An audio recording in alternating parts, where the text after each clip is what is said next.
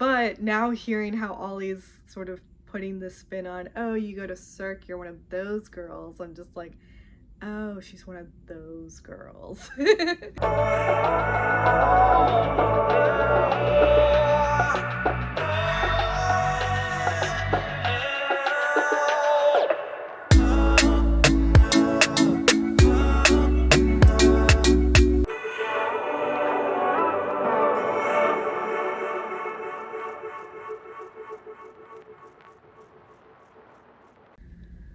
Just in case I forget anyone, I should probably open it up, huh?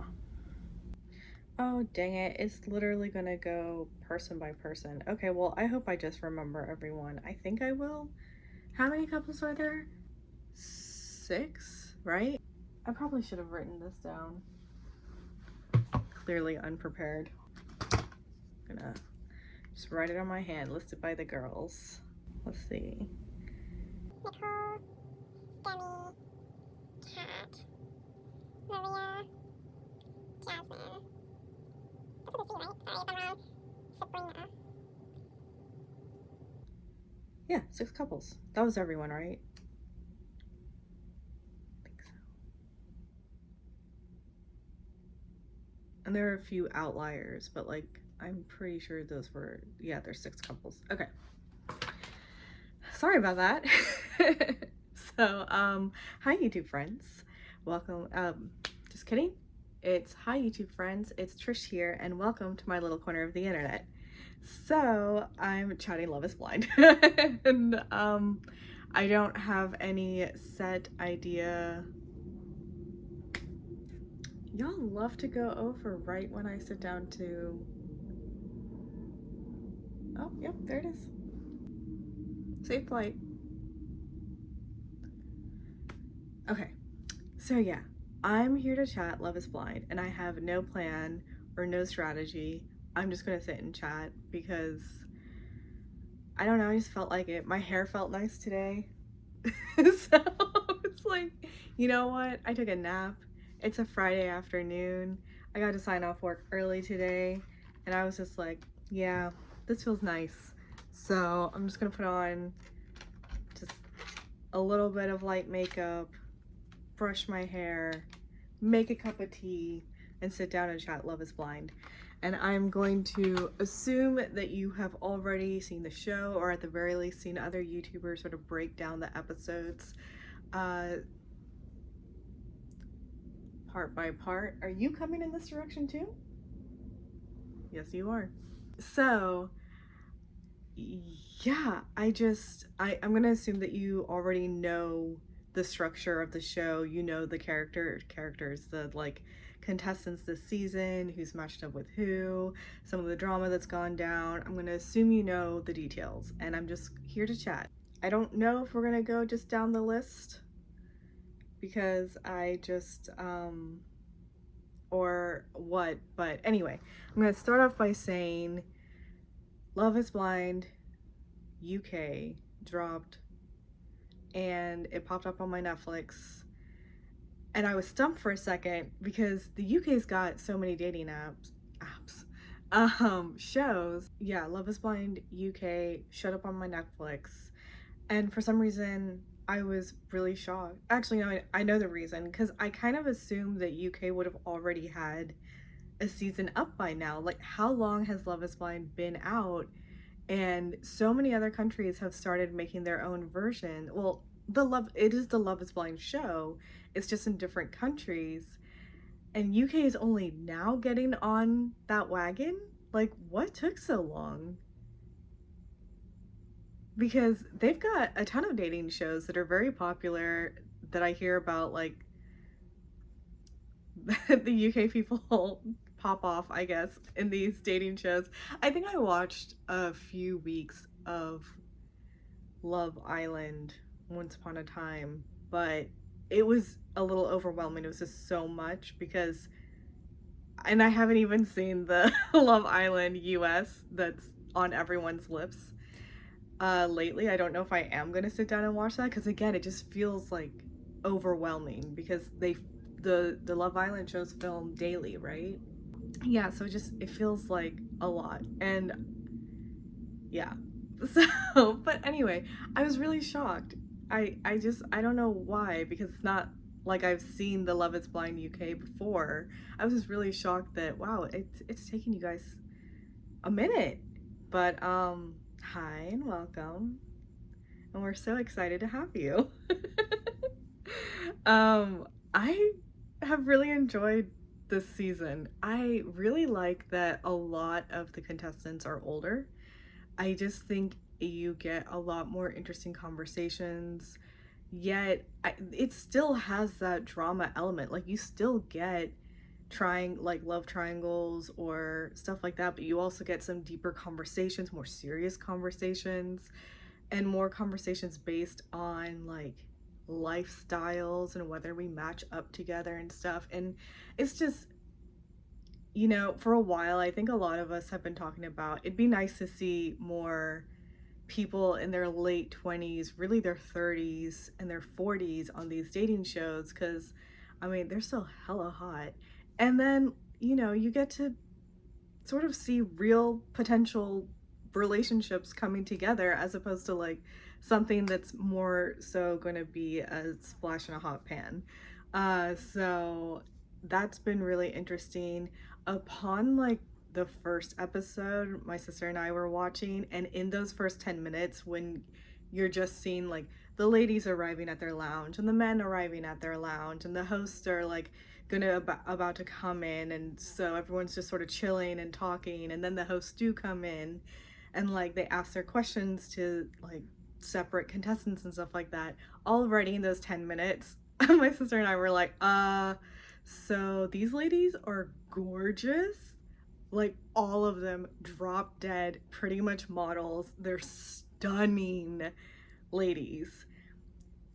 And the men. That sounds so horrible. But like the men they weren't bad. They were just like averagely attractive. And like attractive, but come on now, the ladies. The ladies were lading, and the men were just sort of like, okay. But then, it that aspect also comes in the longer you stick with these people and you get to know them a little bit through watching their interactions. A lot of the guys did just like blossom, really. You're just like, oh my god. But like by mid show of the pod section, so the first 4 episodes to drop, probably around the end of the second episode, early third episode, I was like, okay, so Freddie hot, Tom hot, like Bobby hot. Like it's like you get to know them more, and you're just like, all right, I see it. I see you. I'm gonna try not to be a giggling schoolgirl over here. But listening to some of the guys, and you're just like, okay, yeah, people at all different age levels are gonna be some level of dum dum Sam, which I'm sure we'll get into, or maybe we get into now, because I guess that's one of the earlier sort of drama points. Let's see, because again, I don't want this to be a play-by-play of how these couples got together and all the stuff that happened. It's more so maybe I'll just go through the line and sort of talk about each couple and sort of what happened for them to get together and how that was, I suppose, or what sticks out where I'm like, do you guys have this, like, I have a like locks on the side over here that always want to, do you see it, stick out. I'm pretty sure I have it on this side too, not as, yep, no, see, what is that? Like, why can you just chill? Like, why can't you just, anyway. So, moving on. Okay, so let's do it. Nicole. So I guess we will get into the Sam stuff. Nicole, Sam, and Benaya. That was the triangle that was happening in the pods. Okay, so, oh god. Hold on. Maybe this is not a great thing to start where my battery is at like 33%.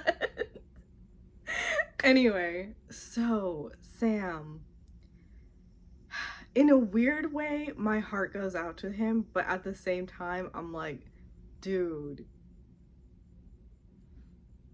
like, you can hear in his voice that he is so desperate to have someone by his side and just to love, and it's not happening for him. And it's because he's got this very desperate energy where at that point, is it even so much genuine that you want to find a partner to like be with and you both support each other and love each other and all of that? Like, you're saying that, but at this point the energy just that's like wafting off of you just whew, is, I'm desperate, I don't want to be alone, and anyone will do, essentially. Like, you just want there to be someone, and you need to connect with an individual. It needs to get to a level of you are so interested in this person, you want to know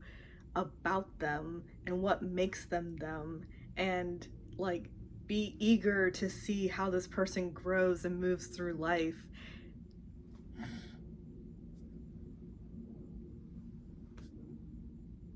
It's interesting. Tonight I can see more of them because they're like on this side of the house. Usually they're right there. So anyway, um and yeah. So it's just sort of like you can't help but, oh, Sam, stop. Just and he gets so frustrated and angry when both girls clocked it. Nicole and Jasmine both were like, so it's weird. You're like saying all the right things, but I'm not feeling it. And it's like, yeah, you're not going to feel the genuineness in that because at that point you're just so desperate and saying the words because that's what you feel that us girls want to hear. And it's like, but I don't want you to just say it, just to say it. So that was hard to watch and to see his frustration, but really it was interesting to see in the men's quarters when Sam got back and when he talked about certain things, you could sort of see how the other guys were like, mm-hmm. Whereas the guys with other guys are so broy. The bromance levels are so high over there in the UK, and I love it so much. Like, they're hugging each other, they're like pumping each other up, and they've got all this like excited energy for each other, and I'm just like, oh my god, you guys are so cute. I love a bromance. I really do. So watching all of that and how they really just like cheer each other on was so lovely to see. And but that's because you saw it so much between the other guys when Sam came back the first time, because Nicole did say yes to him, and kind of seems like she immediately regretted it because Boyce said after he proposed, hey Nicole, I think I love you. And it's like, oh great, you think you love me? Yeah, I just said yes to your proposal, just 15 seconds ago, but cool. That's nice. I think immediately she was like, what did I just do? I'll get to Nicole. So like, yeah, it was pretty clear to see that a lot of the guys just don't really care for Sam. And so that was also very interesting. He has just a very immature, I think, I don't know if immature is the right word, actually. Naive in a way. I don't know. He has an inflated view of how he thinks this is supposed to be going, and it's like, it's just not like that. And so with Nicole, I mean, my heart goes out to her because I think she's just such a trusting individual, and I believe that Nicole puts so much stock into her words and what she says, and she's so genuine about them that she expects other, because I have this problem, but she expects other people in the world to also be that way. Now I feel like I want to look out for them.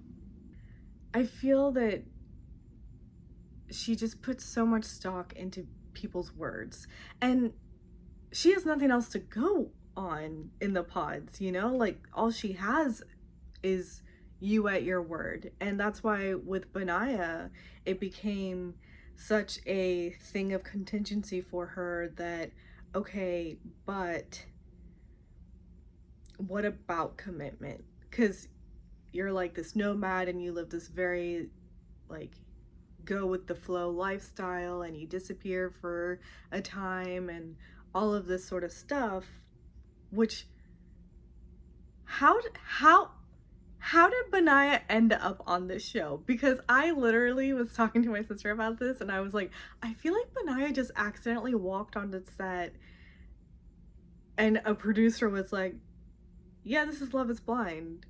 It's this like experiment where people sit in a pod by themselves and they talk to other people and they just sort of date, and then if you find someone you like, you get engaged. And he was like, huh, that sounds interesting. And the producer was like, you want to join? And he was probably just like, yeah, I'm not really doing anything. That sounds cool. I'm down. Like, I just feel like Benaya just strolled up one day and it was like, cool, this sounds like fun. Like, I just don't understand how he ended up on this show, because he is so nomadic and all of that kind of stuff. And not to mention, I feel Benaya is quite shy, or maybe he's more of like an actions person. And so when he's in the room and she's talking to him and asking to him about commitment, like, I think he just kind of got scared to really talk about that, even though, like, and we don't know what day this is, right? I think there are some recappers that are so shocked to see the proposals that happen at the end of episode 1 or at the beginning of episode 2, and they're just like, wait, what? Like, what day is this? You're already proposing? And it's like, no, they all, I think, propose the same day. It's like 10 days that they're in the, I've heard other people who have been in the pods talk about it, and I'm pretty sure they're chatting for 10 days and the proposals happen like on the 10th day. What the F? Oh, I forgot my tea. It got cold. Actually, it's warm. It's nice. I'm gonna put you down a little because you're hella bright. Oh my god, I should have done that ages ago. This is the only thing about the changing light outside. I forget to adjust here. And I probably should have put on some lamps, but here we are. Anyway, so I do feel like when Nicole sort of was breaking down in that last conversation, she had heard from Benaya that Sam isn't really genuine in this experiment, and she's hearing it from another guy that she's talking to. Granted, she also did hear it from Jasmine, and she didn't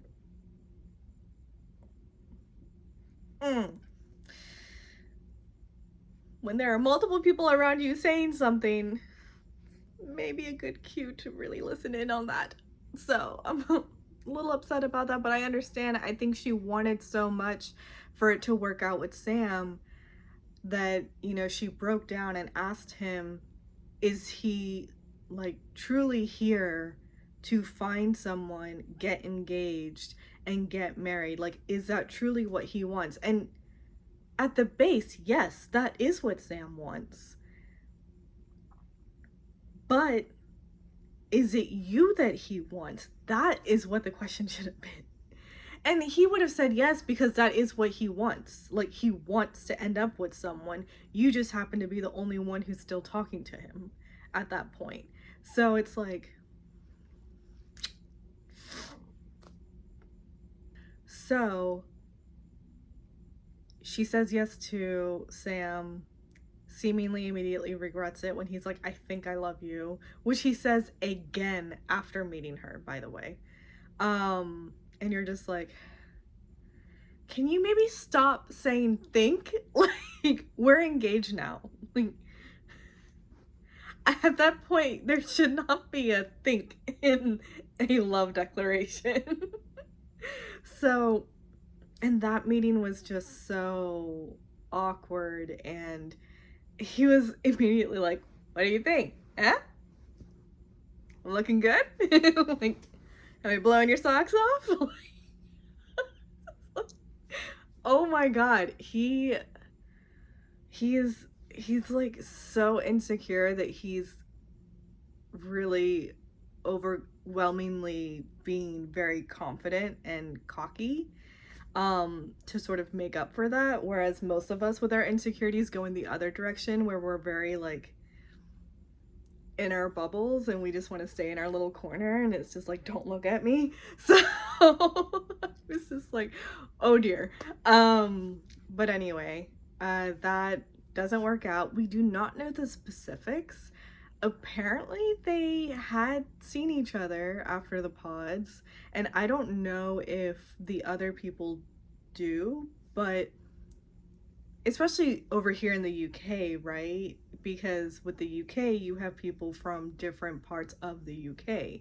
Whereas at Love is Blind US, they generally go close to the core city that the cast is from. So you may get some people that are an hour or two away, but they're in that general area. Hi, editing Trish here. I'm a dum dum. The one thing they say about Europe and the UK is that once you get there, it's so easy to hop around all the countries. And it's like, duh. I mean, the US has all these states and everything like that, but over there, I basically what I'm trying to say is I'm sure it's similar distances actually how I was just saying that oh they may live like an hour or two away from the hub city where they're hosting that season of Love is Blind here in the US. Over there in the UK it's like yeah they're probably spread out around different countries, but I'm sure it's actually not that difficult or that far away to maybe get to. So don't mind me, that was a dum dum moment. Carry on. So anyway, my point is like, I don't understand the logistics of when you do leave the pod situations and you're heading to, in this case, they went to Greece, right? Pretty sure they went to Greece. Anyway, like in that interim period before you arrive in Greece, do all the couples see each other and hang out and that kind of stuff? Maybe, and they get a little closer. I actually would hope so, because I always try to think of how would I handle these situations. And I'm just like, if I were going through Love is Blind and I just got engaged to someone, and yes, I love this person, I think, not me saying I think, anyway. But like, yeah, right? You love them enough to say yes to a proposal, but you literally just saw them for like 15-20 minutes the day after they proposed, and that's it. So am I just arriving at the airport in Greece and I'm seeing you again, and it's been a couple of days, and then we're about to spend the night together that night in the same hotel room? Or like, do I have a couple of days where we meet up for drinks and dinners, maybe spend the night at each other's place, just to talk some more and get comfortable with each other? I'm not even talking about like the physical stuff, although that's also on my mind. But no, it's just more so like being comfortable sharing physical space with someone that before that almost felt like a concept, because it was just someone you were talking to a wall. Like, So, yeah, it's just, so anyway, obviously they did meet in that time, it seems to me that they met and Nicole was still trying to gather whether there actually was a connection here. And I do think she wanted there to be a connection there because of other conversations they'd had in the pods where they aligned so well. I think that she just really, really, really wanted that to work. And so she tried until eventually it was stark in her face that nope, never mind. This is not the one. And who knows, like, who knows who broke it off with who or how that ended up happening. We don't know any details, but she meets up with Benaya, and this was actually very kind of her. Is I don't think she had any other intention than I just want to meet with him to say I'm sorry for just not like, I don't know if it was really I'm sorry I didn't listen to you. I think it was just like I'm sorry for that situation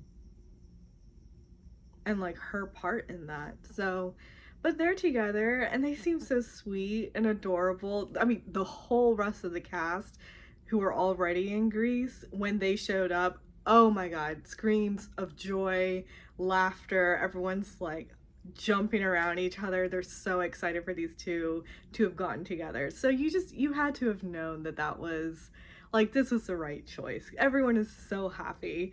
And I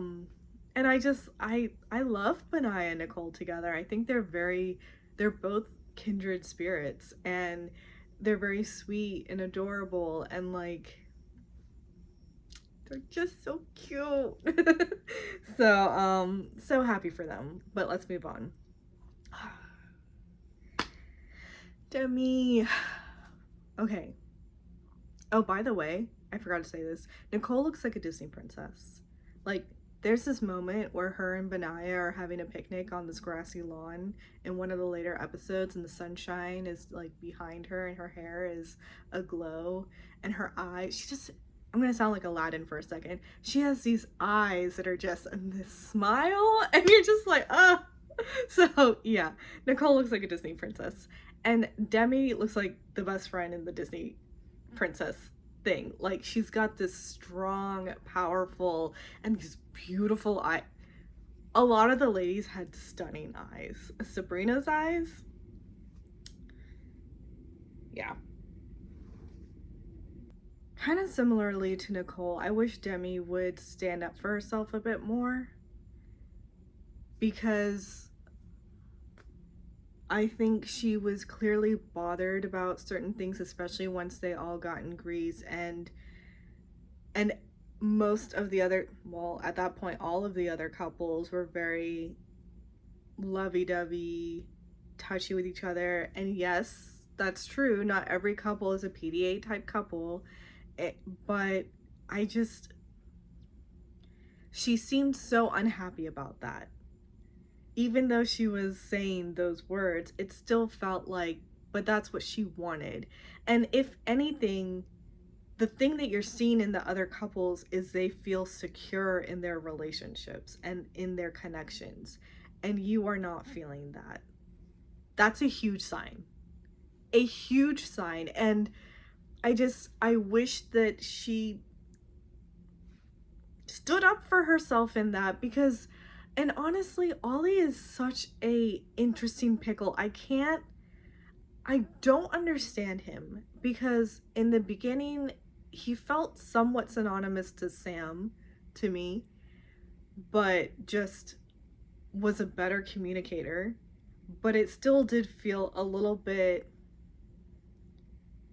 Playboy-esque, just a smooth talker, which is fine. Like some people are just easy flirts and stuff like that. And I guess he kind of was, but then like he is having these deeper conversations with Demi, and that was really nice to see. But then the cat stuff. So, I'll get to Kat later, but I feel like on Ollie's side, yeah, he was chatting and flirting with Kat, and he definitely noticed that that was where their conversations leaned.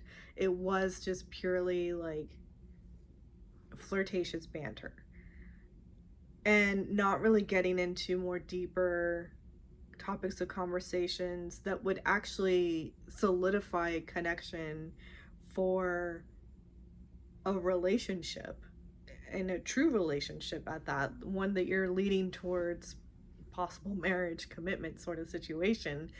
And so I do feel like he was entering that pod that day to break up with Kat, yet she beat him to the punch and broke up with him, which he was like, oh, whew, like, great, I'm on the same page, this works out, peace, like, enjoy the rest of your journey, I guess.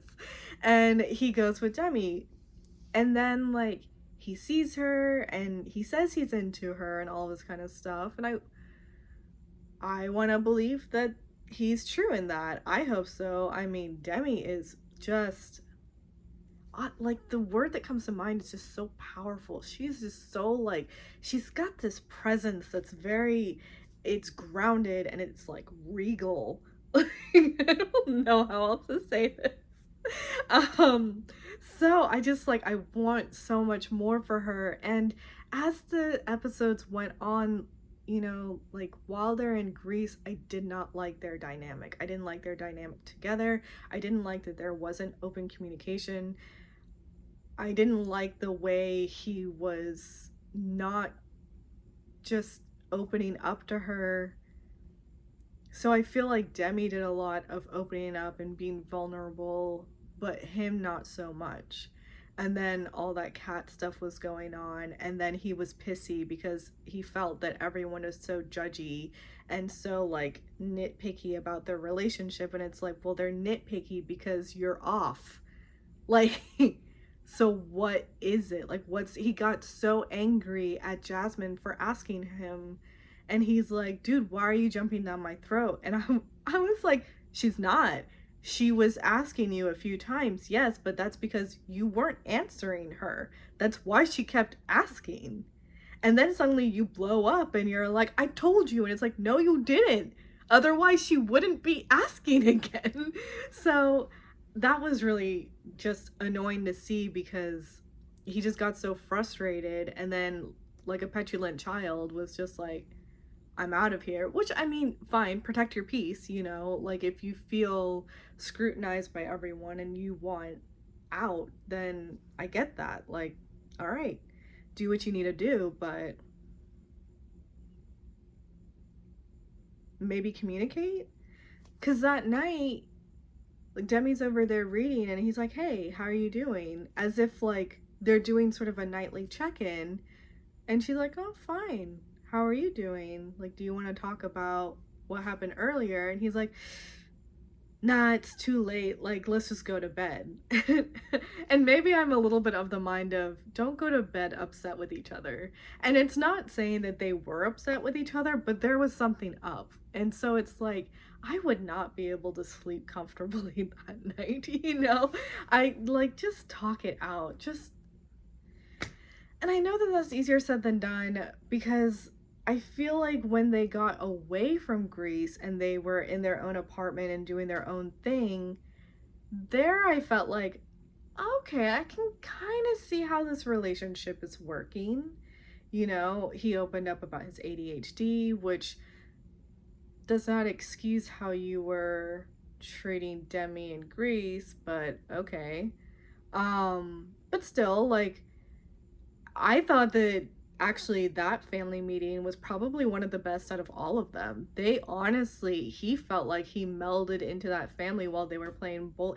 I do think that like doing an activity is one of the better first date sort of things to do, because it gives you an activity to work on. And then like you can see if you're sort of competitive or whatever, and or like you're just joshing and having fun. And yeah, so I think that helped that they were bowling, but still, like, that was one of the better family situations. And yeah, they looked like they were having so much fun, and I could actually see how, okay, maybe this relationship can work. Maybe he just needed to grow into it. I don't know. All right, let's move on to Kat. Kat.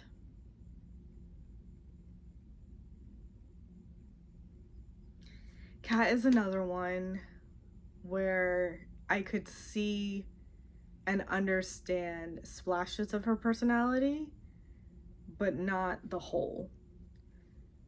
Because I read the insecurity, I read because I had a little bit of this in my late 20s, of wanting to be with the guy that you deemed like hot and cool, and thinking, okay, if that type of guy is interested in me, then I'm pretty good, you know? And so she just took it to like other levels. But she was very much wanting to be with Ollie, I think, even though she did really like Freddie, and they honestly had more things in common, like actual things in common. It was still, I think she could read, oh, well, Freddie's like head over heels for me, which means that he's okay. Like he's gonna be totally into me or whatever, keep him on the back burner, and that's horrible. It's terrible. Freddie is a great guy. So, although we do find out about a cheating thing, and that's I'm not of the mind once a cheater, always a cheater, but I do need to know all the details. We don't need to know the details as viewers, but like Kat deserves to know all the details, I think. You know. So, yeah, that is a little bit of a notch down. I'm gonna say that's a hard one to. I there are very rare circumstances where like I still don't like it, but I can understand. But those are rare circumstances. So anyway, like, but before finding out any of that, Freddie felt like, knight in shining armor, just gonna be there, sturdy, secure, loving, supporting, all of that, all the good things that you want. And he goes to the gym twice a day, like you do, like it had all of these things. They were just gonna be this fit inspo couple, and she could probably see that and notice that and know that. But Ollie, because he had this like sensual, sexual, flirty banter and stuff in her mind, and Ollie does have a nice voice, so she's hearing that and their conversations, and she's thinking, ooh, this guy, he gets around, he gets the ladies, and she wants to be noticed by a guy like that. And so when he asks her more about herself and getting to know her, and it's like, oh, what are the types of, when you go out with your ladies, what are the types of places you go to? And I'm not from London. I've been to London and I loved it. But I'm not from London. So she's saying that she's been to Cirque and like this other bar. And he hears that and it gives him pause. And he's like, oh, you're one of those girls. Which, to us watching this, we're like, oh, what's that girl? And I'm thinking back to when she was talking to Freddie, and Freddie had asked her, what are the types of things she likes to do in her time off? And she's like, oh, brunch with my gals and day drinking and stuff like that. And I was like, oh, that's fun, But now hearing how Ollie's sort of putting the spin on, oh, you go to Cirque, you're one of those girls, I'm just like, oh, she's one of those girls. Which is like, okay. And later on, you see a little bit, especially when her friends get there, or even like how she was talking with Freddie and stuff like that. And yeah, it starts to be like, oh, she's one of those girls. And that's not a bad thing. It's a type of person, right? And there are several different types of persons, and I don't think any one is bad or good.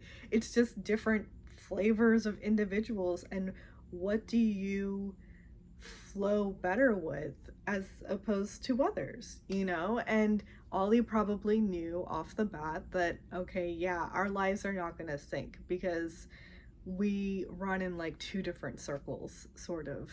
And it turns out that Freddie's kind of the same way, he'll come to find out. And anyway, so like, I think Kat could sense, because Ollie was clearly judgmental and she very much was trying to be like, oh, but I don't go there all the time. That was a special occasion. It was a birthday.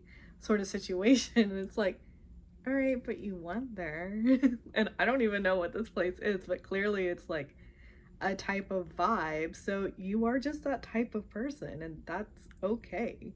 It is okay to be more bougie, more materialistic. And in fact, like, a lot of those girls are hot, you know? So it's just like, it's a personality type, and there's a strength and a power in that too. It's just, that is just who you are. But some of those girls do tend to be a little catty, a little bitchy, and I'm wondering if you might be one of those.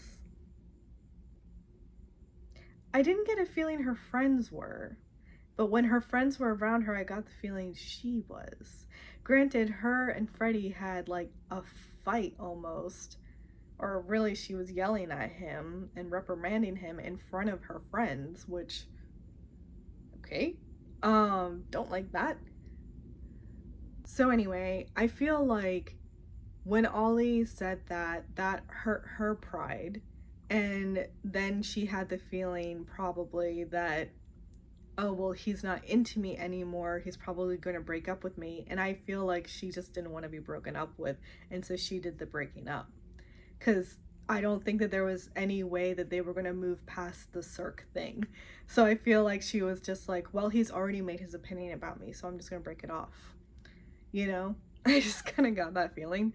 So, and she's got Freddie. It's not like she's going to leave empty-handed. So, yeah, I think that's why she just broke up with Ollie. But she was nervous about coming to see him, and then felt very, so I had a conversation with my sister over this about how Kat got upset hearing that Ollie went into the men's quarters and said that he broke up with her, and she's like, no, I broke up with him. And my thing is, I was like, who the fuck cares? You guys broke up. Like, the fact of the matter is, you're not together anymore, and what does it matter? Let him say that he broke up with you if that makes him feel better. And she was like, I don't know. My sister, she was like, I don't know. I feel like I would probably be a little annoyed too, because like, she's scared now that other people think that she's a liar, and like all they have to go on is sort of how they talk and stuff like that. And so, and like with the cameras and everything, and she didn't know that he had gone in there saying that, so I think she just wants to like clear the air and clear her name, which I'm just sort of like, okay, I guess. But so the conversation initially as it starts, you're sort of like, all right, you know, like, that's what she's doing, she's addressing it, and she's saying, so like, you went around, excuse me, telling them that you didn't. And here's the thing with Ollie that again confuses me, because over there he's like, no, I didn't. And it's like, we saw the footage, yeah, you did. And then I'm thinking, maybe he just forgot that he did. Like, maybe he thought that he did.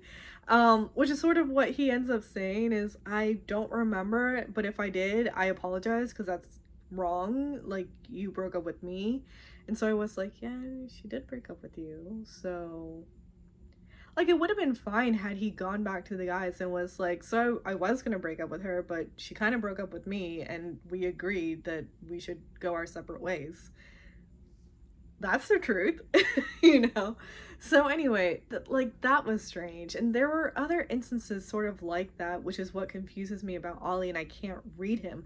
I don't understand if he is into Demi, if he is believing in this relationship, if he does want it to continue and everything like that, because he'll say certain things, but then he'll like say something else where I'm like, okay, so which one do you actually believe? You know, like later on when they are all having drinks with each other and they're back in London, and some of the pod squad shows up, and Charlotte, which, how does Charlotte not end up with anyone? We assume, me and my sister, we assume that she's got standards, and which is not a bad thing. And just none of the guys were vibing to where she could see a connection long term, and was like, yeah, okay, no. Because Yeah, she's stunning. She's freaking gorgeous. But the little bits that we saw about her, I was like, she seems cool. The girls like her. Like, they seem to love her. And, like, she seems, like, sweet and fun, chill. And granted, yes, these are just based off of small snippets here and there, but you're just like, how did she not match with anybody? And yeah, ultimately, you have to assume no one matched her on her level. And I'm not saying that she's better than the other girls over there. No, it's just that she did not find a partner that vibed with her. And so she wasn't going to settle just for somebody. Mad respect. At least if what we're thinking is what actually happened. Mad respect. Anyway, so yeah, he was talking to that other guy because that other guy was like, okay, so like if anyone, which phrased so weirdly, I get what he was saying, but phrased so wrong. Later on, he has a conversation with Freddie, the same guy. I think it's Aaron. But he has a conversation with Freddie, and again, the conversation there revolving around Kat and like how their personalities are kind of not matching up. Valid point, valid conversation, but I can't remember the specific words, and I was like, still sort of like, okay, this is better, but still weird. Like, the way he phrases his posing of questions is just sort of like, why do you have to say it like that? Like, can we just stop? So, it's just strange. He seems cool otherwise, but like, maybe work on your communication, just how you communicate certain things. But anyway, because he was talking to Ollie and he's like, so if someone else were to walk in mad gorgeous, you wouldn't, you like it be, and Ollie sort of had to finish it and be like, no, like if anyone were to walk in, it doesn't matter. Like love Demi. I'm solid in our connection together. It wouldn't matter if a super gorgeous girl walked in. And then Charlotte walks in. And then he's talking, I think, to the same guy, and he's like, man, she is hot. She is fine, and like all this kind of stuff. And you're like, okay, like, truthfully, yes, she is. But, do you have to say it like that? You are an engaged man. That felt a little disrespectful to Demi for him to phrase it in that sort of way. Like, yes, she is. Charlotte is beautiful. Anyone with eyes can see that. But to say it so viscerally, that was unnecessary. So things like that would happen, and I'd just be like, oh, I'm confused again. I don't understand. But anyway, we were talking about Kat. Kat. So that whole stuff happened with Ollie. Her and Freddie end up together. She is a crying, sobbing mess and hardly saying anything when they meet, but it seems to be going well. And then they're in Greece.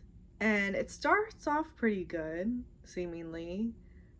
They're doing the thing and enjoying doing the thing.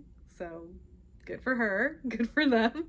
And then like they meet everyone and she does end up addressing it with Ollie, which I was kind of with Freddie at the beginning, because he was like, I don't feel it's necessary because like you know the truth and like we know the truth. And so kind of the same mind where it's like, as long as you know the truth and the people that you know believe you, whatever, to anyone else. But like she just felt the need that she had to say something about it. And so he's like, well, I support you. Like if you feel the need that you need to say something for you to put this to bed, then I got you. I back you up.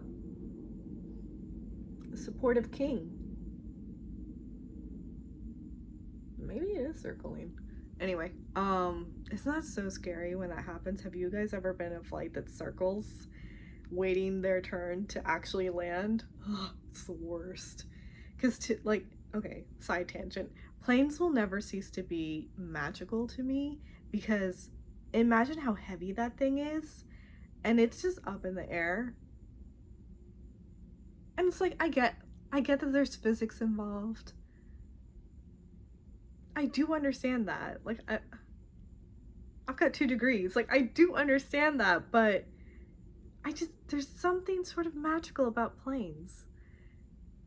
I don't know. And they're amazing. I love to just sit and watch them sort of go by.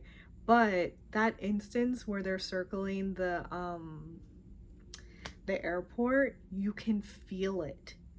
You can feel gravity just wanting to suck you down from the sky, and that the planes, like those little fan thingies that I'm sure they point down and like push air, and who knows what else they have to do in order to like keep the plane in the air.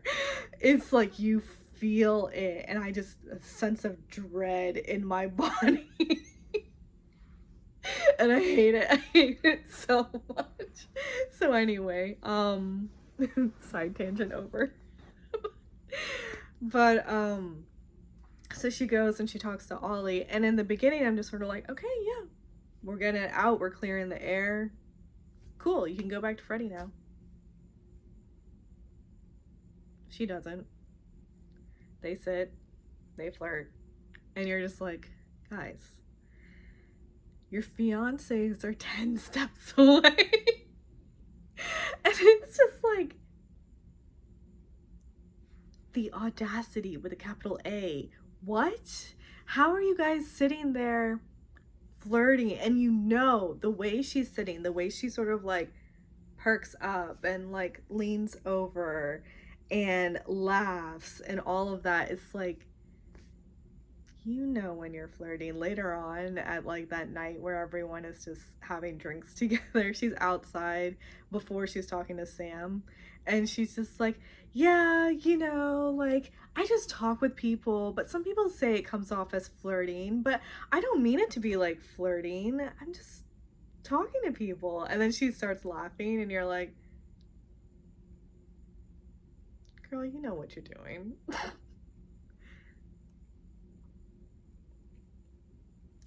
So anyway, I do feel like it was mildly flirting with Ollie. It wasn't the same level as Sam later. That was just a little hard to watch. No offense, Kat, but that was a little bit like, girl, I think you're kind of laying it on thick. Like real thick.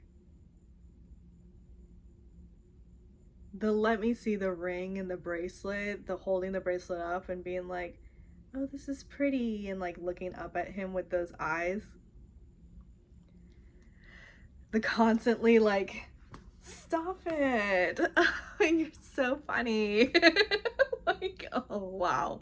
So yeah, she was like mildly flirting with Ollie over there, but I do feel like that might have been leaning a little bit more ego stroke than it was her being interested. And I say that because later on we see her with Sam.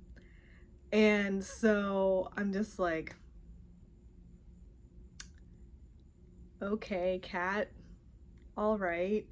And you know, like she has her issue with Sam after finding out about his cheating thing, and then we find out a bit more about her that adds, you know, some depth and understanding. Is that in every relationship she's been cheated on. How do people who have been cheated on go on to date, especially when you've been cheated on multiple times? And in her case, with every guy she's ever dated, how? Like, my trust in men would be obliterated at that point. I would not want to even maybe like entertain talking to someone in a direction that might lead to a relationship at that point, because there would just be absolutely no trust. Like, I already struggle a little bit. Well, trust about different reasons though, not cheating. Because again, I luckily have never been cheated on that I know of anyway. And I know that I'm quite fortunate and blessed because I've had friends that have been cheated on, and I'm just like, I'm sorry, the audacity that some people have. Why? Why? And that's why when you did find that out about Freddie, it is a little bit like, Freddie, why? And he's saying that happened 7 years ago, and he's like 32 or something like that, so that puts him at like 25. I feel like you're old enough at that point. Like, why did you cheat? I'm so curious. And again, it's like, I'm just a little old no one, you know, in the United States. So I'm not required, like, it's not something that I need to know, but there's a curiosity there because I don't know. I'm just like, Freddie, why? Like, I was rooting for you. Why? I feel like the more we saw him, the more we got to know him, the more he was like being super supportive of Kat, even though like he was just sort of like, I don't see the need to discuss this, but if you do, then like go ahead, I support you. So it wasn't like he was giving permission, just saying like, I got your back in this, go. Um, which is like so beautiful. You want that in a partner, and then to find this out, it's like, Freddie, what happened that you made that decision? So, and I understand that being triggering and sort of altering the dynamic between the two of them, and Freddie definitely felt it, and so maybe he turned a little bit, like while they were over there, he was kind of quiet. He seemed to be walking on eggshells around her, and then he was just so scared that she would leave after finding this out, and that she wouldn't give them a chance because for him, he feels like he's not that person anymore. Like, he did it, it was a bad decision, he recognizes it was a bad decision, but he's grown from that, and he doesn't feel that he would ever do something like that, and wouldn't do something like that to her. And at that point, you just sort of have to trust him, you know? And but I understand from her that being a difficult thing to do. I mean, imagine being cheated on in every relationship you've been on, and then you find out the man that you are now engaged to has cheated on a person in the past. And yes, 7 years is a long time, but it's also not a long time at all. And you were an adult. So it's like, that's a huge break of trust, you know? So I get that that's a tricky place to be, but I do feel like she starts like snapping and getting angry at him over things where if they didn't have that. So I was talking to my sister about this, and I felt that she was picking out these other things to sort of add to this mental checklist of reasons why they won't work out. And it's like, you not being able to trust him because you found out he had cheated in the past, that's a good enough reason. Like, that is reason. I hate saying it that way, but like, that is reason enough for you to end the relationship if it's something that you just don't see yourself being able to get past. This one's real loud. Maybe that plane is finally coming into land.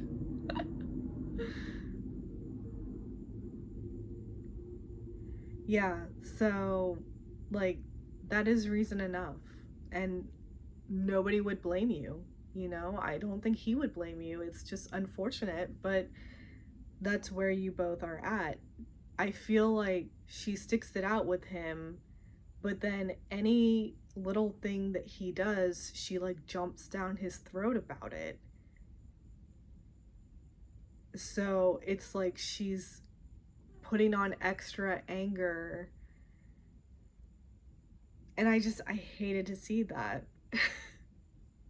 Like, her being upset when they were shopping and he was just trying to like lighten the mood and have fun and chill and stuff, as opposed to the eggshells he was walking on in Greece, and then she just did not like it. I don't know. I didn't like seeing the way she was sort of talking to him, because occasionally when they were talking, it felt quite like she was condescending to him, you know? And he's older than her. But anyway, besides the point, because men and women, I guess, age a little differently, but she just felt like she was lecturing him at times. And I'm like, this is supposed to be your partner, as in your equal. So talk to him like he's a fellow human being and with the respect that that deserves. I have a thing about how people communicate with each other. And like, I've made mistakes in my past, you know, in arguments and stuff like that, and getting a little sassy maybe. And sure, that could end up still happening. So I want to like make allowances for people to be human, you know? But I do think that if it's an extended thing like that, that's not right. Like, you need to have a discussion and talk to each other and talk it out. And that's what they're avoiding, but instead she's just yelling at him. So when that happened in front of her friends, I was like, Kat, what the fuck? In front of your friends? Like, this is your partner, it's your fiance. You said yes. So maybe don't talk to him like that in front of people. I don't know. That just, when you're in a relationship, like, that's supposed to be your unit, you know? And so like later on when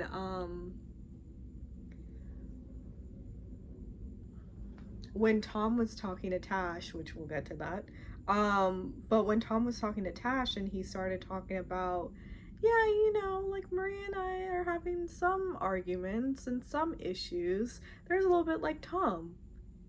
Tasha doesn't need to know that. Like, why are you airing out? Like, she's not your friend. If you were talking to your friend like Freddie was with that guy, and you're just like trying to work through stuff, that's a different story.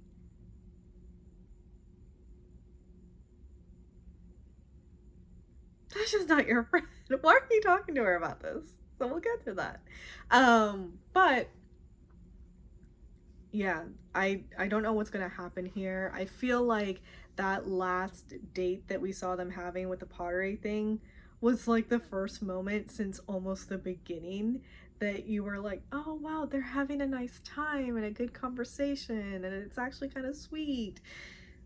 Shit's gonna hit the fan, isn't it? Hit the fan, not the flan. What the fuck was that? Anyway, so yeah, not sure what's gonna happen there. They're not a match. I think it's kind of clear to see. They're not.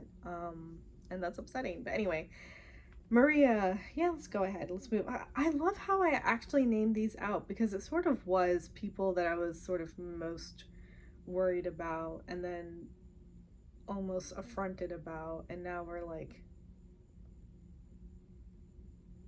starting to taper off and like, I made a good list. Anyway, so Maria, love her.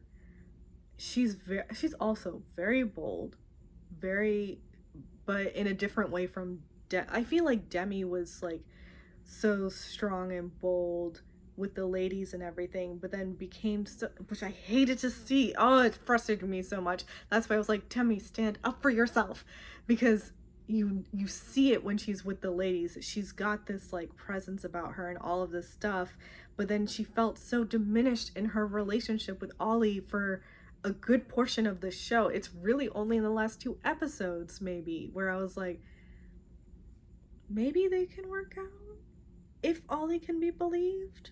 And I can't read him, and that makes me nervous because I'm generally okay at sort of gauging something. I think so anyway. But it's a lot of flights tonight. Yeah, Maria, another one, very bold, outspoken, very proud. And I mean, I'm just like, I'm a bit more quieter spoken, I guess. I think I lean more Nicole. But not maybe to that extent. She felt very Disney, even though like probably in my friend group I'm the Disney one. But it's still, I don't know. I don't know if I'm that level. Because I definitely still also have, hello, I'm over here talking about Love is Blind. Like, I definitely still have a little bit of that judgy side, a little bit. You know, we're human, right? We all have splashes of that at varying levels.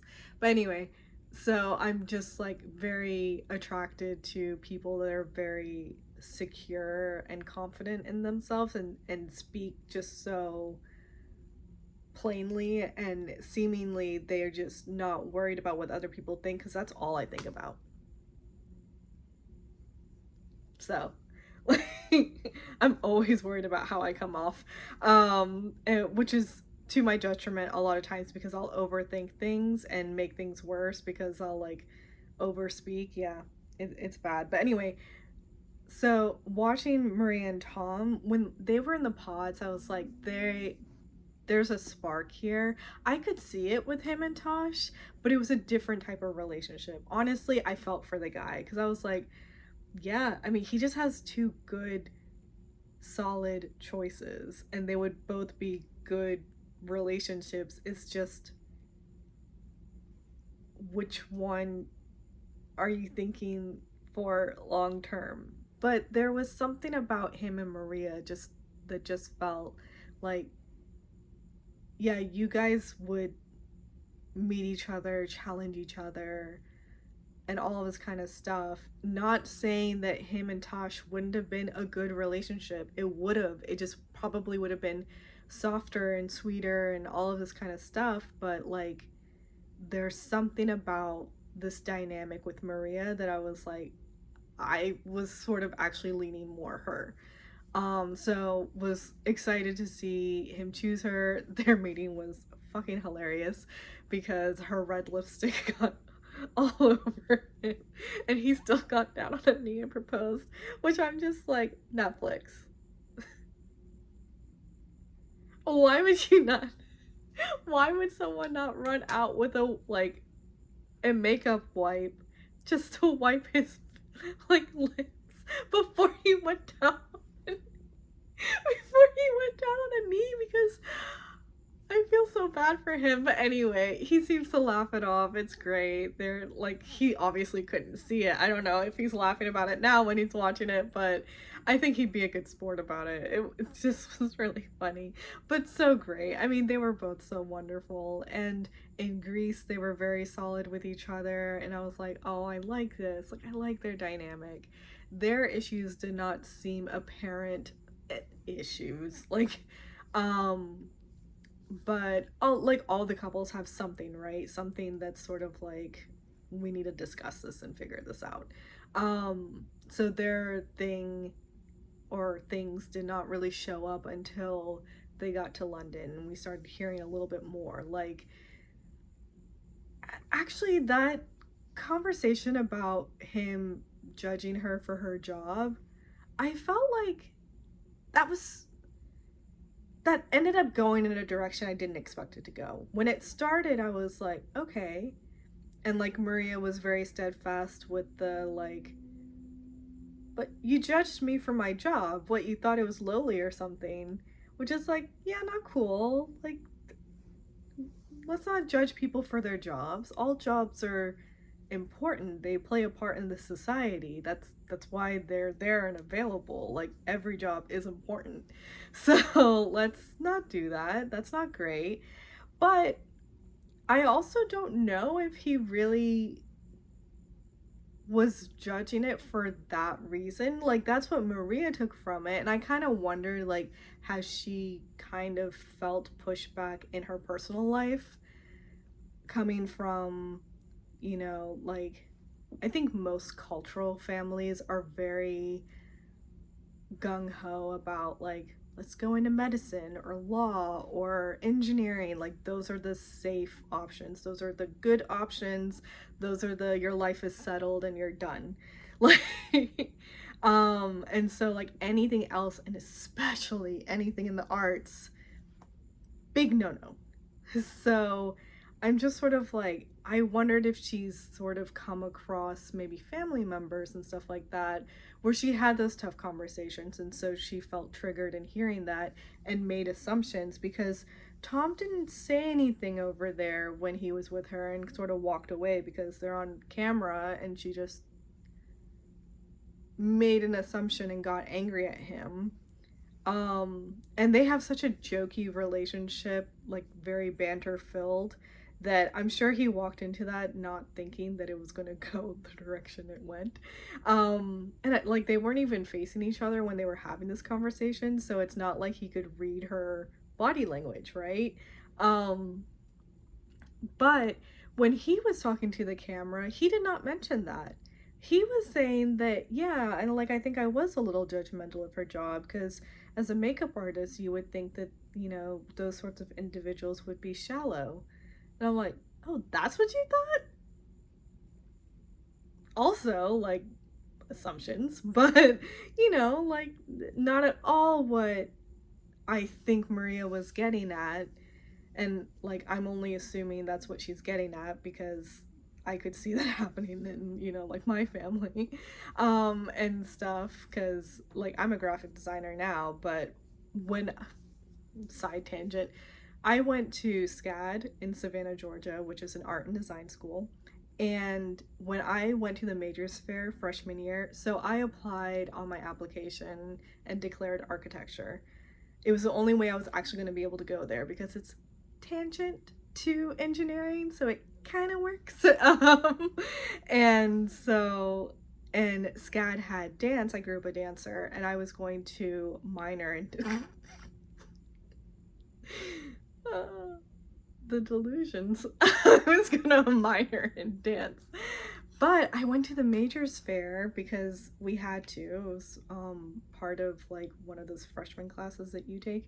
Anyway, and my mind was just blown. There was a booth, right, for each major that's available at SCAD, and growing up in an Indian household where you're only sort of expected to go medicine, law, or engineering, and you're like talked to about that from your family and your relatives and your community and your society, like you are Indian, you are Asian, this is what you're doing, right? And then like I sort of sidestepped a little artistically and did architecture because in school I was very involved in the arts and I was a dancer, and then I did color garden in high school. So like I just always have been drawn to the arts, and in particular performing arts and stuff. But when I went to SCAD and I went to the Majors Fair, suddenly you're seeing all of these other career opportunities in the arts that you never think about in your regular day-to-day, because it's just like, oh yeah, package design. I mean, like, my deodorant comes in a package, but like that package comes together, the layout of the design on it, where the logo is placed, how certain like things are, like. So anyway, I just remember going through the Majors Fair and being like, there's something called textiles where you're just like working with fabrics and you're creating fabrics and stuff like that. That seems so cool. Industrial design. I still get random ideas for certain industrial design sort of things, and I have a notebook that I just jotted down in case one day, for whatever reason, I actually end up making one of these things. But like, yeah, industrial design seemed so cool. And then graphic design seemed amazing. And I think that's one of my only things is I kind of wish I took some classes in these different majors departments so I could get an idea for them, because I walked away from the Majors Fair and I called my mom and I was just like, I'm so confused right now. I don't know what to do.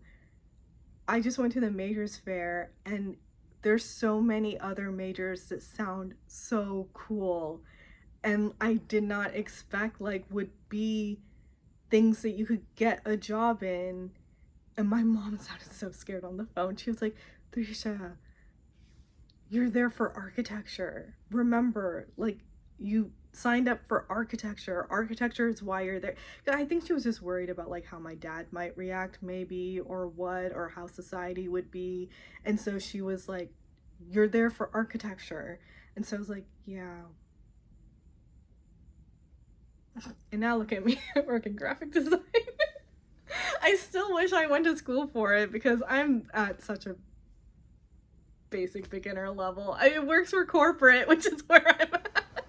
But luckily, you know, I'm expanding horizons even over there and doing stuff. I'm learning animation. I'm making screensavers. So anyway, side tangent over maybe. So yeah, the Tom and Maria connection, I just, that moment was so charged, and I was just like, oh my God, like, what just happened?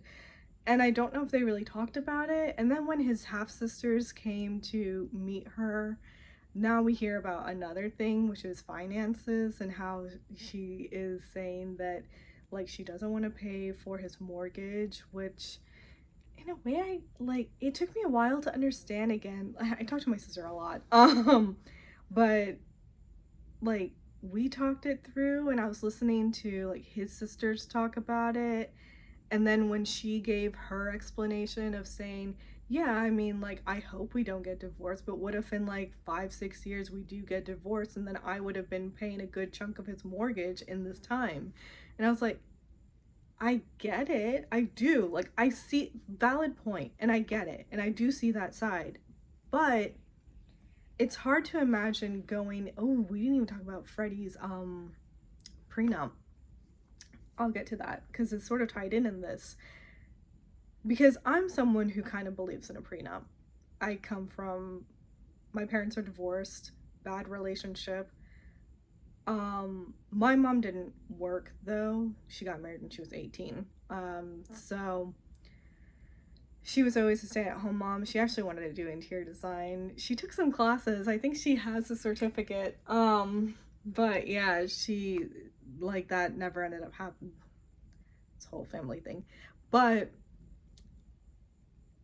that's, watching their relationship and the deterioration of it, and then like the aftermath of certain things, I am sort of leaning towards, I think a prenup is a good idea.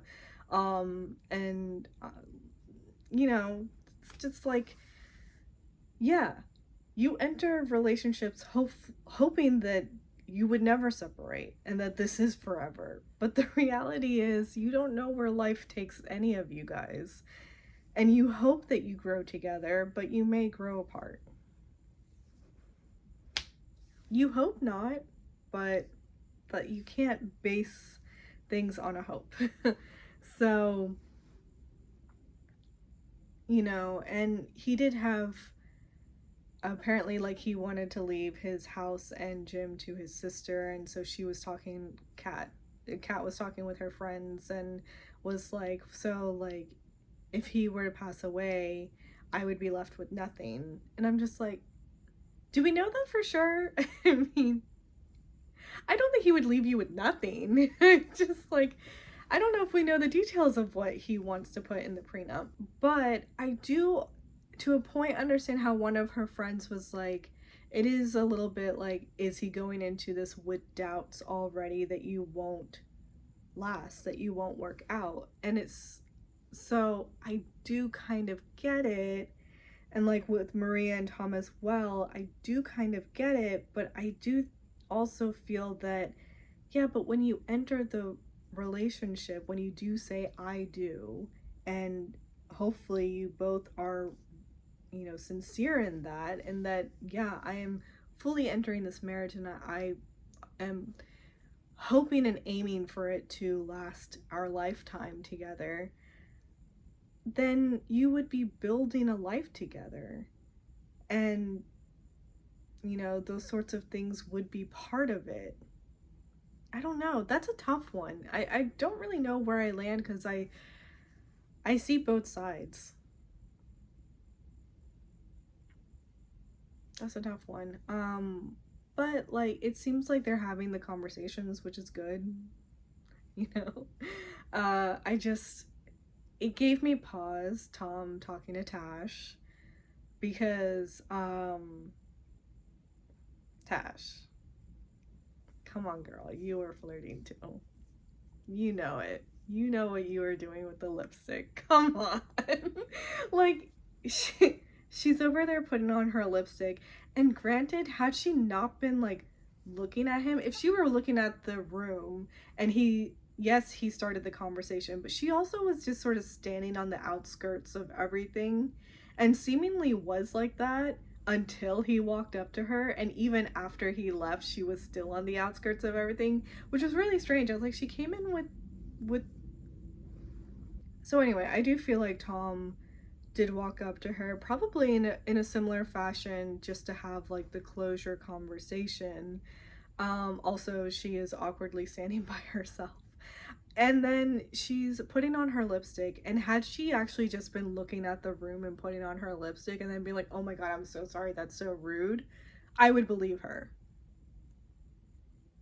Tosh, you were putting on your lipstick, looking up at him. Then she rubbed her lips together, looking at him with the doe eyes. And I was like, that's a move.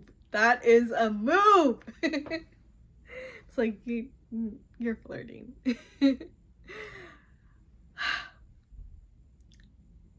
I do understand how sometimes some people are like, yeah, I think I am someone who can easily flirt and I don't notice it because it's just like how I converse. But I don't know. There are also some actions where it's like, but that's a move. Like, you have to know what you're doing when you're doing a move. It's not just you bantering and talking with someone, you know? It's like, that's a move. So, anyway, I feel like she was flirting. She did let him know that she still has feelings for him. Like, it doesn't just cut off because they've left the pods. And, like, Tom, when she did walk in, he did have that goofy grin on his face. Um, and, you know, he's just sort of like, oh, wow, she's more glamorous than I expected her to be. I thought she was going to be nerdy, which that would be, you know, Tasha's a beautiful girl. So, you know, yeah, that would be a shock. But I'm just like, Tom, come on, Tom. You're 38 years old. Dude, come on. Stop it. But I do feel like that was just dumb. I don't know. I just And then Maria comes and she's like, my feet hurt. Let's go sit over there. Which all night, to anyone who was asking, she was like, oh, that doesn't bother me. No, it's fine. It's totally cool. It's not bothering me at all. You sure? Kind of said it a lot. So, and then she does go get her man and and moves to the other side of the room with him. So I do feel like she kind of kept him in check in that moment. And but I kind of do feel like Tom was just having the conversation for closure's sake, for like just to have the conversation, because it would also be awkward if he didn't talk to her at all, you know. They did have a connection in the pods and talk to each other, so I just think it would be sort of respectful in a way to just have the conversation acknowledging that and being like, I hope and wish for the best for you. And so I wondered if it was going in that direction. I don't understand why he brought up sort of the stuff with Maria, and that's where it sort of gives you pause, because he's like, we don't know what we're gonna do. We still talk about that. It's possible that we say no to each other at the altar. And you're just like, Tom, again, why are you saying these things to Tosh, who just told you that she loves you, essentially?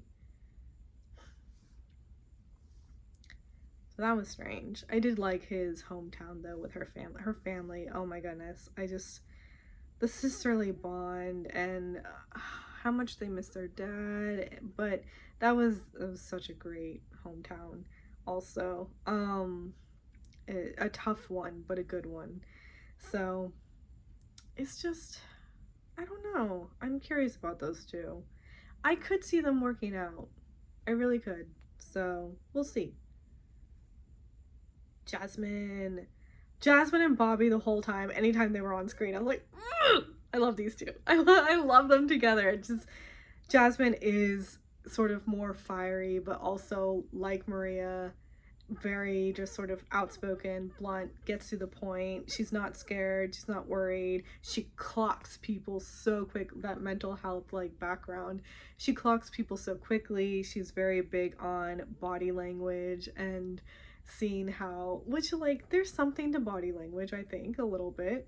And so, and she's not scared to have the conversations. She's a fierce, fierce, loyal friend.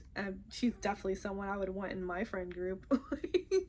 And then her and Bobby are just like, they're just such a pair. She like melts when she's with Bobby, which is so sweet because she can be this like strong badass with her friends and outwardly and all of this kind of stuff. But then with him, they're both together and they still like, he listens to her, they talk with each other, they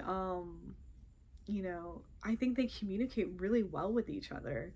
And I love their relationship. In the pods, I was just sort of like, we'll see, we'll see.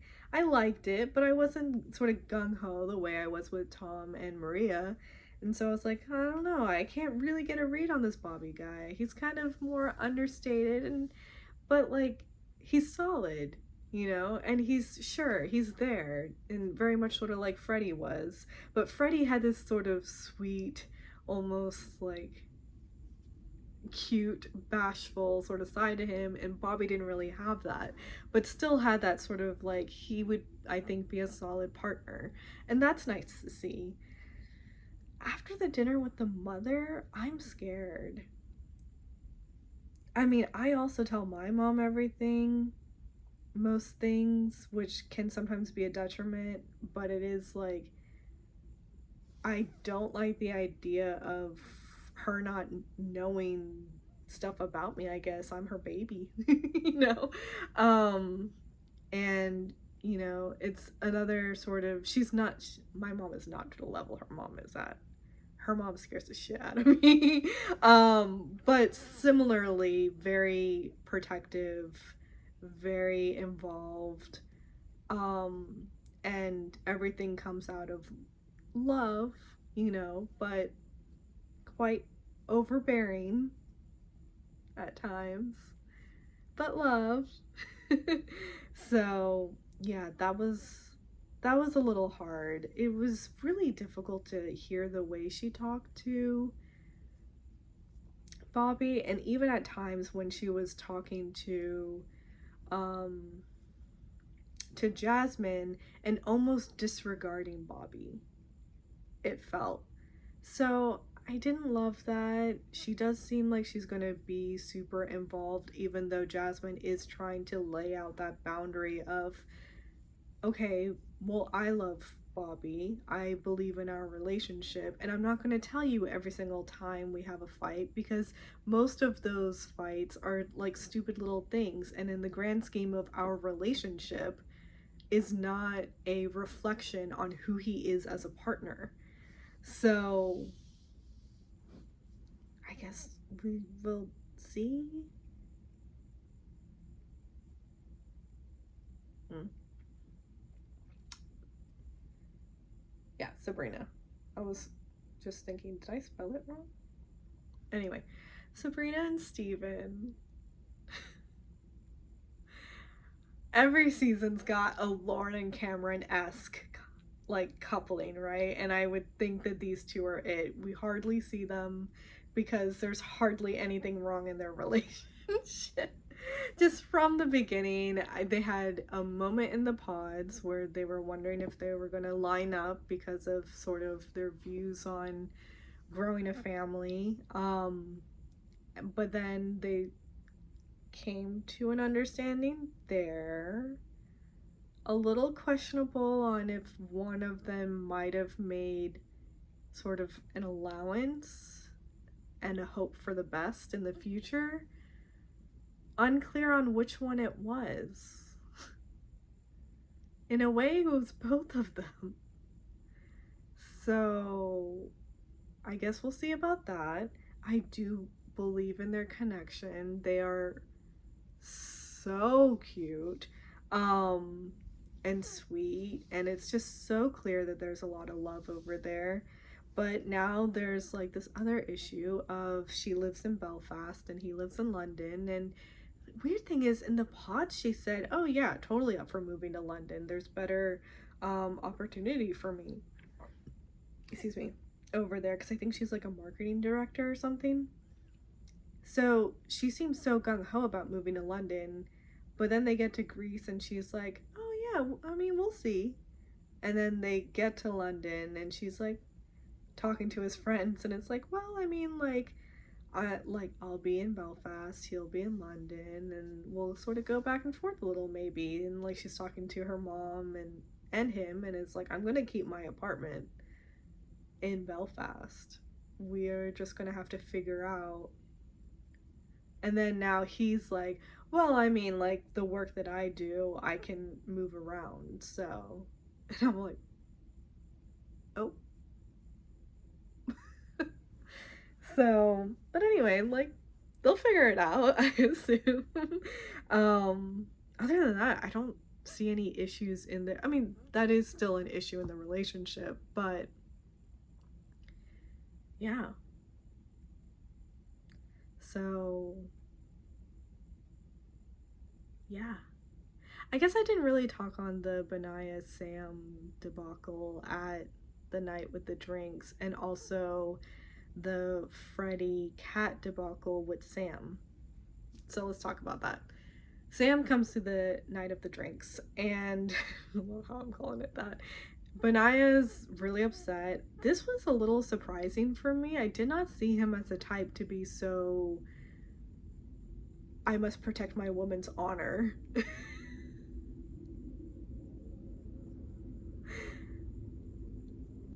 Yeah, he was very much like about it. So that was shocking and a little out of left field. Um and then Sam does makes a stupid comment, which is like, dude, so anyway. Um and like I was a little happy, I guess, to see that Benaya was just really upset because why would you say something like that? Like, oh, did she tell you that when we were with each other for those 2 days, like she wanted to do it and I said no? And it's like, excuse you. Why are you talking about her like that? So, and Benaya seemingly was upset for that reason. Like, it didn't seem like he was upset that that happened. He was upset that Sam was talking about it in that way. Um, So, anyway, that was just sort of shocking, I guess. It didn't really go anywhere that we know of. Maybe something happened, but it wasn't shown, although I wouldn't imagine why not. What happens later is Sam and Kat talking, flirting with each other, and so Kat, when Sam walks in, is like, oh my god, he looks like my ex. And she says it several times and seemingly like at different times, not just all in one time, right? Because that first time, even the second time, I'm like, okay, it's a shock. Yeah, this guy walks in, oh my god, he looks like my ex. And then you're probably thinking, is it my ex? Like, is he here? Um, and so it's a shock and whatever, and you're just like voicing that. I think that that's totally fine, but she like continues to say it and seemingly at different times through the night. And so yeah, eventually that would be a lot for Freddie to have to listen to. And so when Freddie says that, yeah, Charlotte, I mean, she's beautiful, which again, stating a fact, but then she gets angry at him and she's like, how do you think that makes me feel? And it's like, girl, how do you think he feels with you constantly saying Sam looks like my ex? And with this big smile on your face. Like, it's not even like you're like, oh god, he looks like my ex. You know? You've got this giant grin on your face every single time you say it. So it's like, how do you think he feels?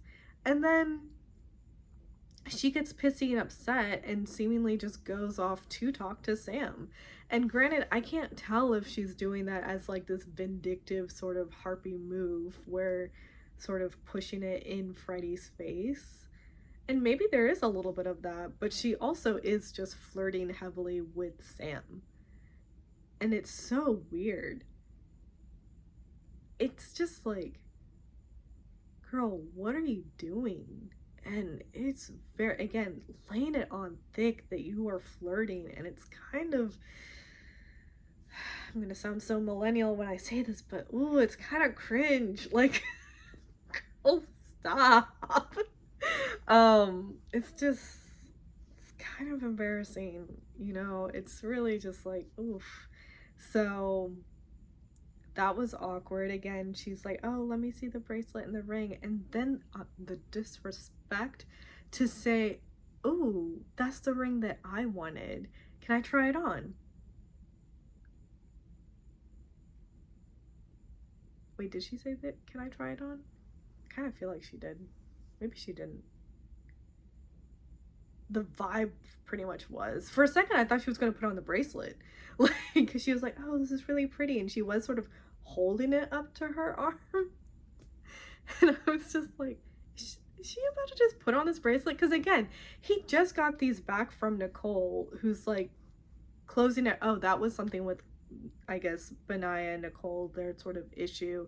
It's all Sam centric, but seemingly he just can't let go how Sam has been treating Nicole. And Nicole's like, I do not want to think about it anymore. Like, I just want to focus on us. And I agree with her. I mean, I can see it from his side a little bit, but it's also like, dude, Sam is in the past. She's not worried about it. You got to learn to let this go and just focus on your relationship.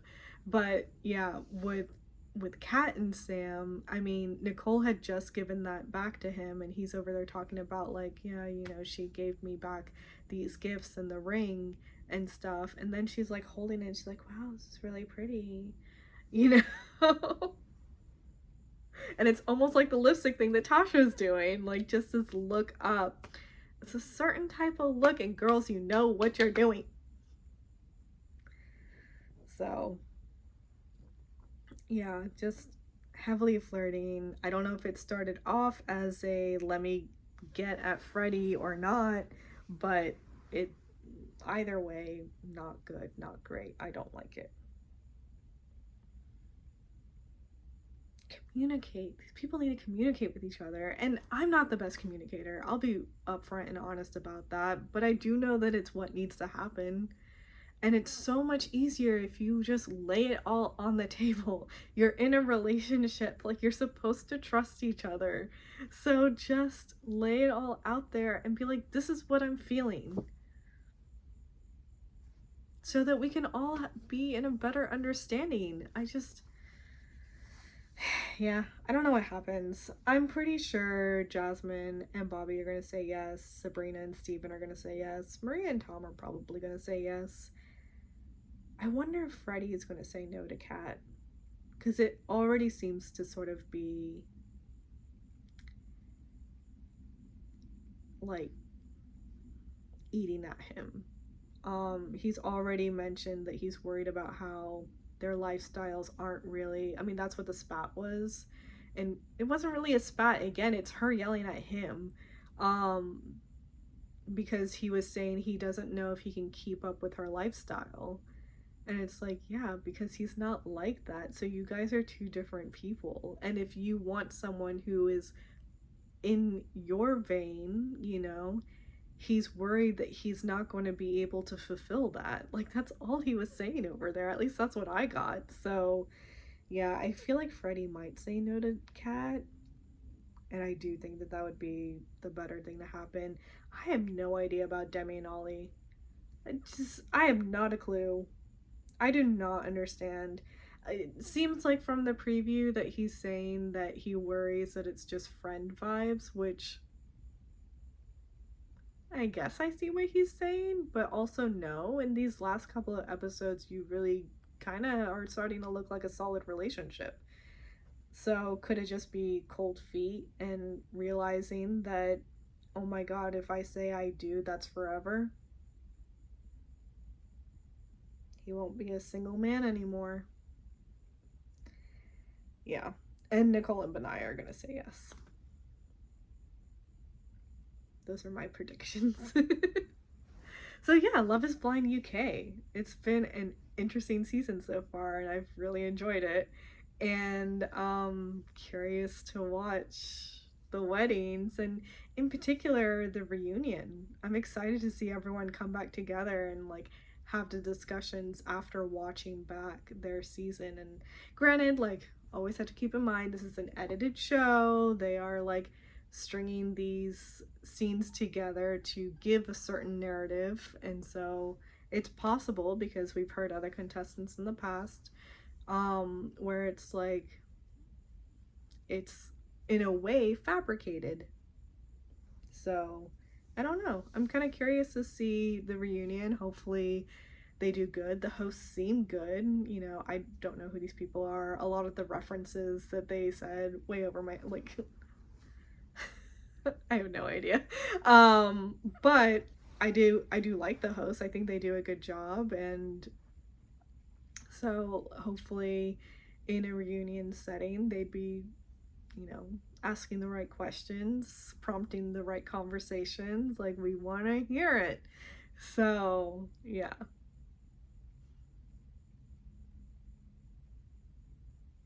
I guess those are my thoughts on Love is Blind UK season 1. Episodes, what is it? 1 through 8? 9? I forget. But yeah. What have you thought about the season? Do you agree with some of the takes that I had, or disagree? I know it was a lot of takes. I'm over here at an hour and 15 minutes. 50 minutes. 50. So almost 3 minutes, but still, I round. So clearly I had a lot to say.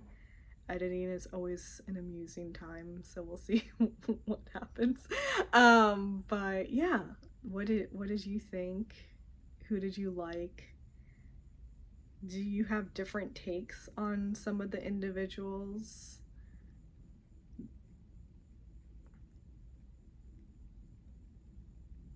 Do you think Tash was not flirting? I don't know. No, I mean, like, and other things too. There's so much that has happened, and it's hard to read. What do you guys think about Ollie? Like, I still can't understand if he is into Demi or if he's not. And is he just saying it and like he's better at playing the camera or not? Or like, does he even know? I can't read that, man. I don't understand. So tell me what you think about Ollie. Um yeah. I'll probably do a video after the next the next batch of episodes, since I went ahead and did this one. So yeah, I think that's about it. Toodles.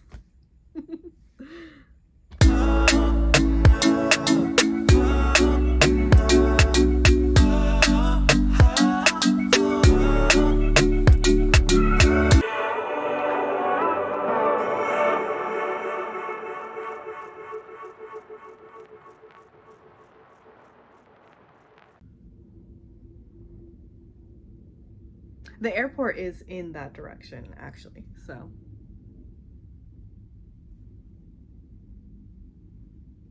Wait.